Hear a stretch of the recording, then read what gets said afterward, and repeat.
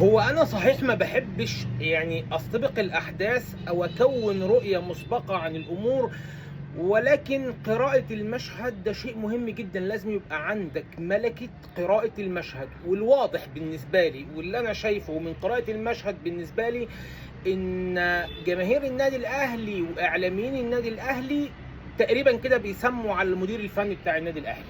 أنا شايف ما فيش ما يدعو للانقلاب الرهيب اللي بيحصل على المدير الفني للنادي الأهلي أو حتى على لعيبة النادي الأهلي، انقلاب غير طبيعي. أنا متفق معاك تمامًا إن أداء الأهلي في الفترة الأخيرة لأ، ده أداء مش كويس، صحيح في بعض القصور في النادي الأهلي، صحيح إن أكتر من لعيب أنت جبته لسه لحد اللحظة دي ما أثبتش نفسه إلا تريزيجيه اللي هو هداف الفريق.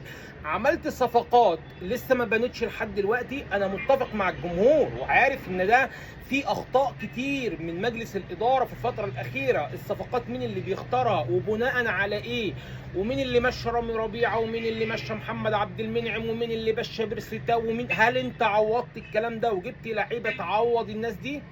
ده ما حصلش. وانا متفق مع الجمهور، ولكن مش عايز يا جماعه اي فريق في الكون بيمر بدروب، اي ناس في اي منظومه بتمر باخفاق وتمر بانجازات والكلام ده كله. فيعني انا وجهه نظري ان احنا نهدى شويه، يمكن باذن الله سبحانه وتعالى الاداء يتحسن. الراجل لسه اول 3 4 شهور معانا، عقده لسه فيه سنتين وشويه، فمش هنقدر النهارده نغلط غلطات مثلا ريبيرو اللي احنا تعاقدنا معاه ومشيناه ودفعنا دم قلبنا زي ما بيقولوا كده على اساس الراجل يمشي.